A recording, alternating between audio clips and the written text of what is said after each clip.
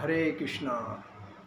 नमो ओम विष्णुपादाय कृष्णप्रेष्ठाय भूतले श्रीमते भक्तिवेदांत स्वामिनिति नामिने।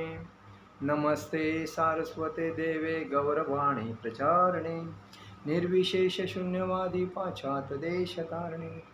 जय श्री कृष्ण चैतन्य प्रभु नित्यानंद श्री अद्वैत गदाधर शिवासादि गौर भक्तवृंद।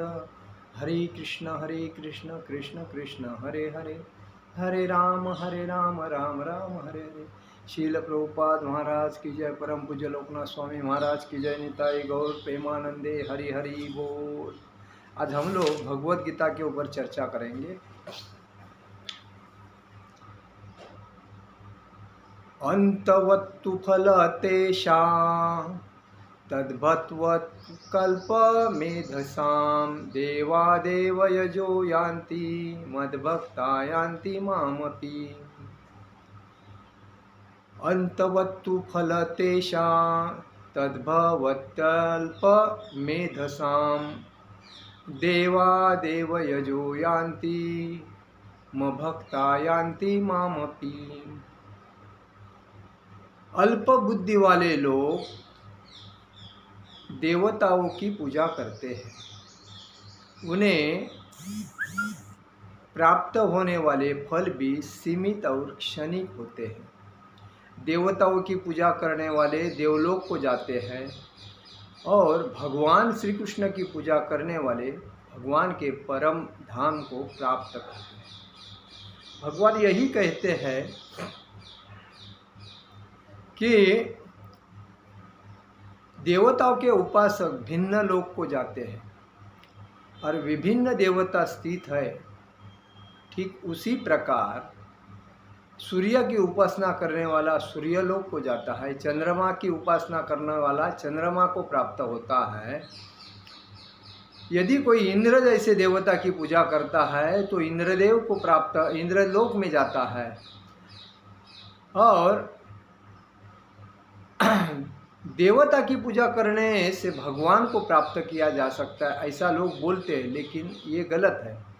देवता की पूजा करके भगवान को प्राप्त नहीं किया जाता है, क्योंकि देवता भगवान के एक अंश है और वो उनके अंडर में काम करते हैं। तो भौतिक जगत में अन्य लोगों को मालूम होता है कि किंतु भगवान का भक्त भगवान के ही परम धाम को जाता है। देवता परमेश्वर के शरीर के विभिन्न अंग हैं, तो उन सब की पूजा करने से एक ही जैसा फल मिलना चाहिए, ऐसा लोगों को लगता है। किंतु देवता के उपासक अल्पज्ञ होते हैं, मतलब अल्पज्ञानी होते हैं, क्योंकि वे यह नहीं जानते कि शरीर के किस अंग को भोजन दिया जाना चाहिए।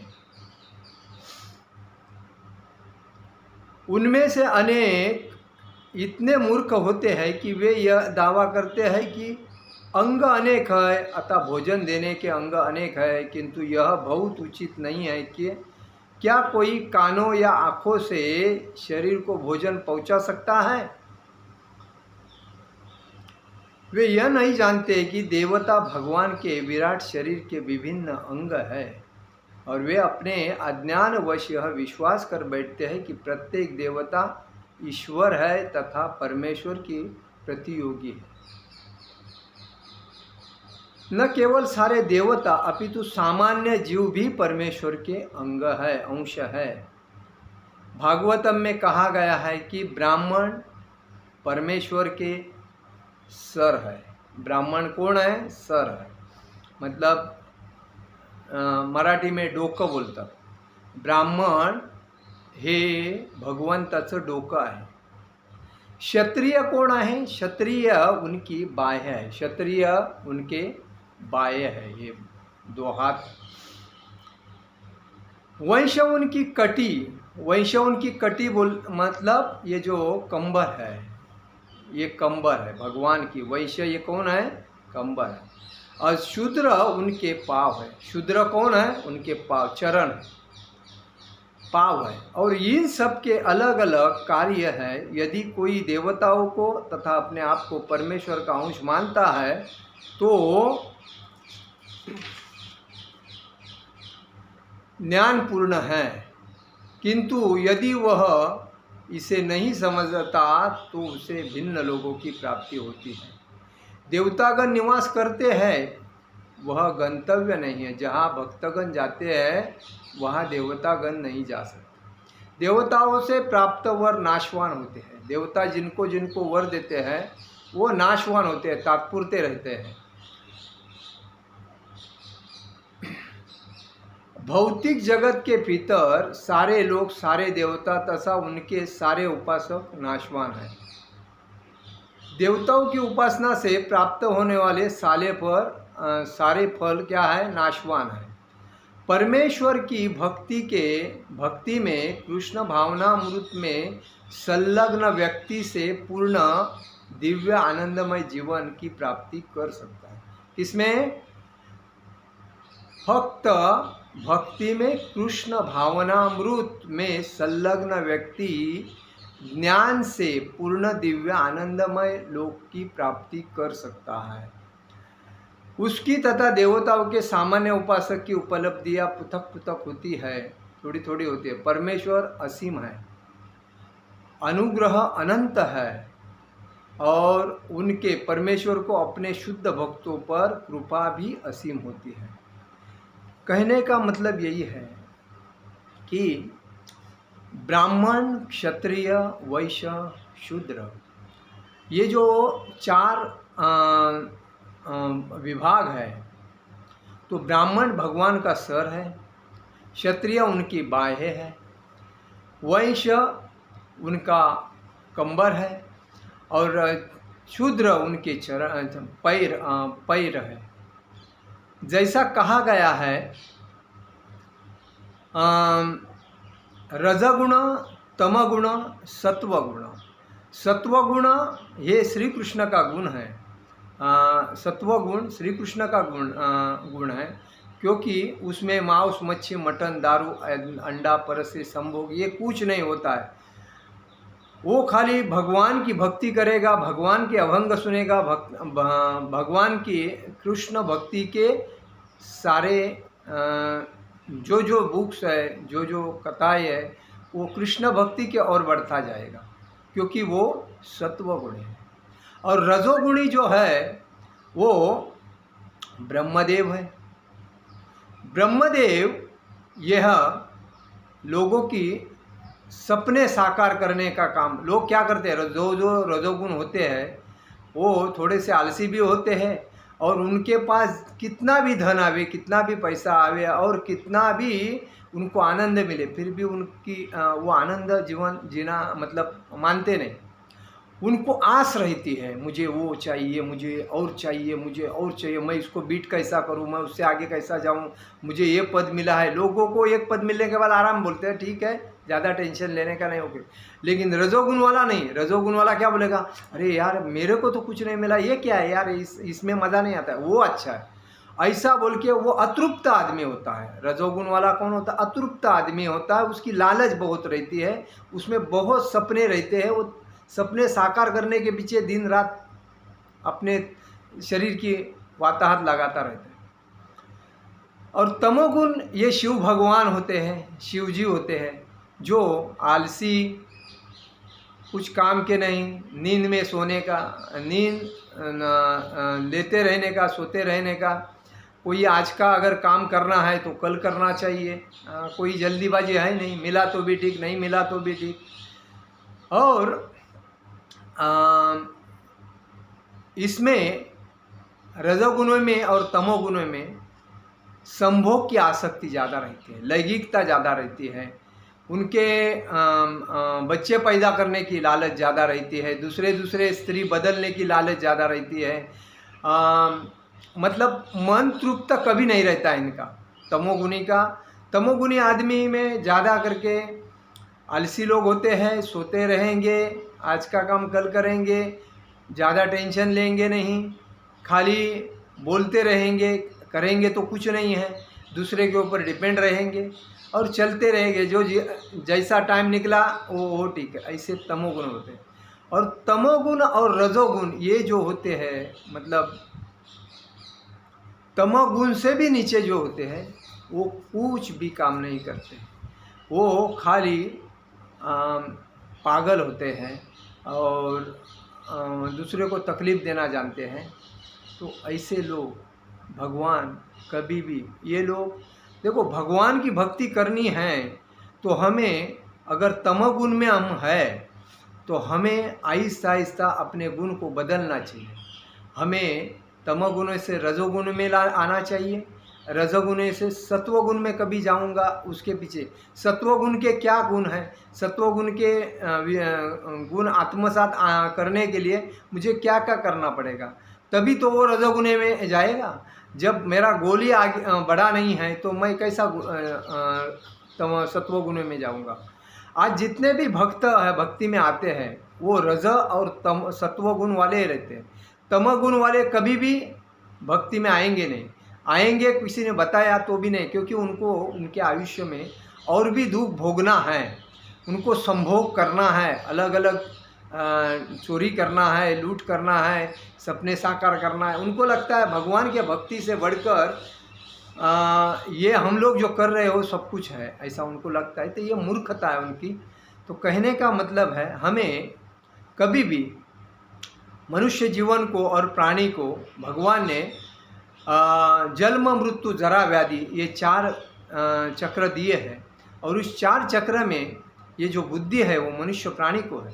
और बाकी सब 84 लक्ष योनि घूमने के बाद भी उनको वो एक जानवर, मतलब एक प्राणी का, कोई जानवर का हम अगर उदाहरण लेंगे, जैसा कि बंदर है, कितना तकलीफ सहता है, जैसा कुत्ता है कितना तकलीफ सहता है, उनको कोई दवा पानी करते हैं, कोई नहीं करता है। लेकिन इंसान को अगर कुछ होता है तो तुरंत उसको हॉस्पिटल लेके जाके उसको दवा पानी करके उसको अच्छा करेंगे। तो 84 लक्ष योनि में हम कितना तकलीफ भोगने के बाद हमें मनुष्य जीवन मिला है। जो मनुष्य कर सकता है वो प्राणी कोई कर सकता है, नहीं कर सकता। लेकिन जब मनुष्य को ये समझना चाहिए कि हम 84 लक्ष योनि के बाद अगर हम लोग आए हैं इस मनुष्य जीवन में, तो हमारा सिद्धांत पक्का होना चाहिए कि हम बाकी कुछ नहीं करेंगे।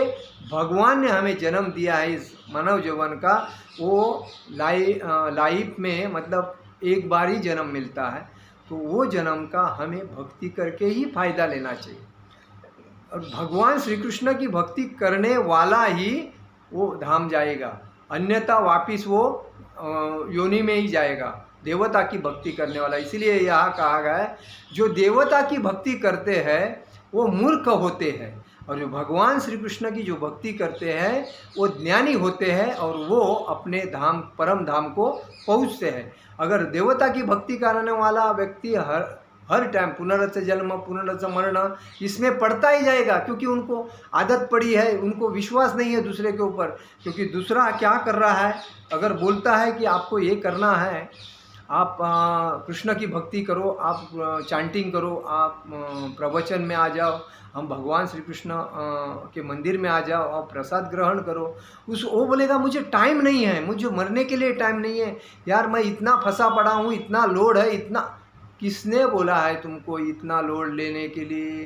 किसके लिए तुम इतना लोड लेके चल रहे हो? ये बाल बच्चे, ये परिवार कितने दिन तक तुम्हारा सहकार्य करेगा? जब तक तुम्हारे हाथ पैर चलते हैं, तुम्हारे से इनकम मिलता है, तब तक। वाला कोली की एक स्टोरी है। वाला कोली हर दिन जंगल में जाके किसी को लूट के, किसी को मार के अपने बाल बच्चों को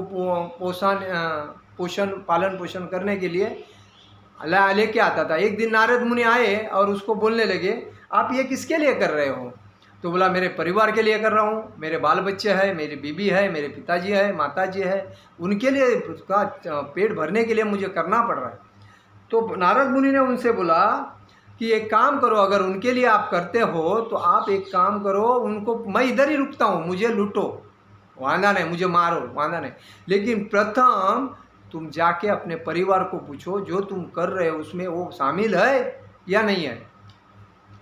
तो उसने बोला ठीक है। तो उसने बोला ओके, मैं जाके आता हूँ, आप इधर ही रुको, क्योंकि उसको नारद मुनि को लूटना था, उसके ऊपर, उसके पास से सब लेना था। तो नारद मुनि ने उसको बोलने के बाद वो वाला कोड़ी अपने घर में गया, परिवार को बिठाया, बच्चों को बिठाया, माता पिता को बिठाया और पूछा, आज तक मैंने जितना भी पाप करके लाया है, जो कमा के और आपको दिया है, तो उसमें आप भागीदार हैं? उन्होंने सीधा बोला, जब आपका फर्ज है हमारा पेट भरना, तो आप कहाँ से लाते हैं, क्या लाते हैं, हमको थोड़ा मालूम है। हम तो यही जानते हैं कि आपने कुछ लाया है तो ईमानदारी करके लाया है, इसलिए हम आराम से है। आप अगर किसी का पाप करके ला रहे हैं, किसी का हत्या करके ला रहे हैं, किसी की चोरी करके ला रहे हैं और हमको खिला रहे हैं, तो आपके पाप में हम भागीदार नहीं हैं।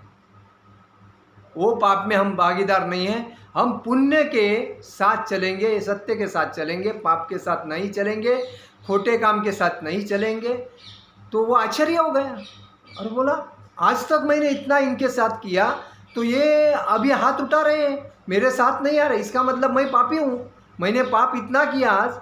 तो वो जाके नारद मुनि को बोला कि मुनिवर, मैंने जाके पूछा घर में, तो मेरे बच्चे बोलते हैं ना, बीबी बोलती है ना, माता पिता बोलते हैं ना, तो फिर भी आप किसके लिए कर रहे हो? तो बोला, मैं तो बहुत पापी हूँ, मैं तो अधम हूँ, मैं दूसरे मतलब पतित हूँ, मैंने बहुत आज तक लोगों को लूटा है, मारा है मेरे परिवार के लिए। तभी नारद मुनि उनको बोले, देखो ये संसार ही ऐसा है, जब तक आपका हाथ से कुछ मिलता है तब तक आपके पास उनका आस्वाद रहेगा, प्यार रहेगा, प्रेम रहेगा, आशा रहेगी, लालच रहेगी, मोह रहेगा। और जिस दिन आप देने के बंद हो जाओगे, उस दिन वो पलटी मारेंगे और आपको टाटा बाय बाय करके बाजू हो जाएंगे।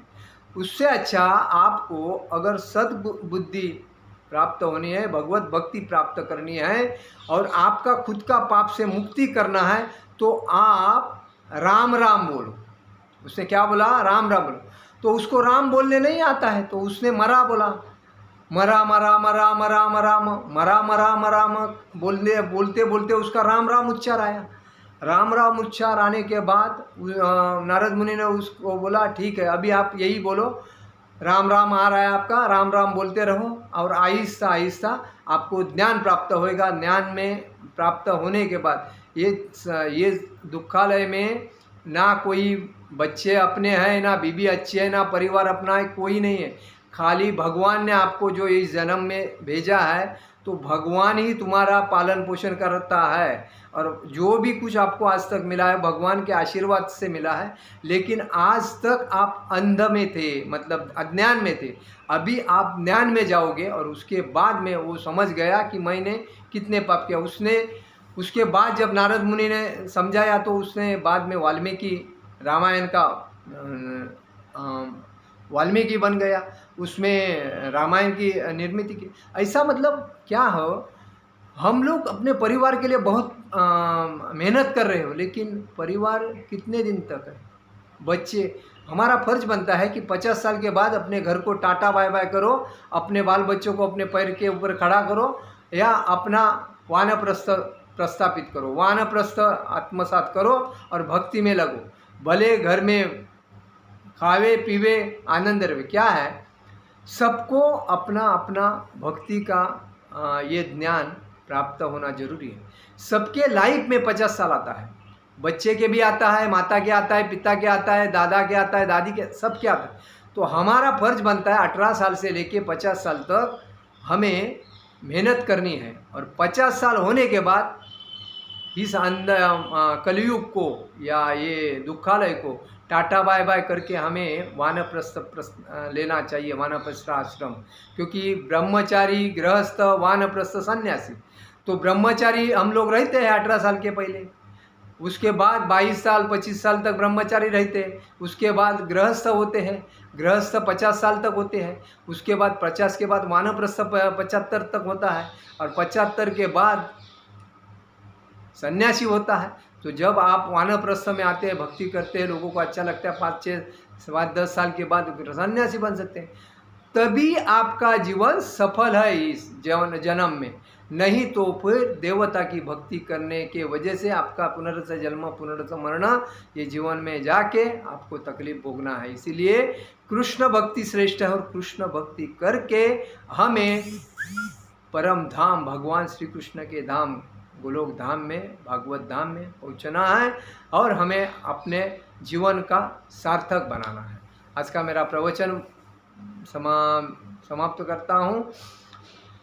हरे कृष्ण कृष्ण कृष्ण हरे हरे, हरे राम राम राम हरे हरे। जगत गुरु शिल प्रभुपाद महाराज की जय। परम पूज्य लोकनाथ स्वामी महाराज की जय। निताई गौर प्रेमानंदे। हरे हरि बोल।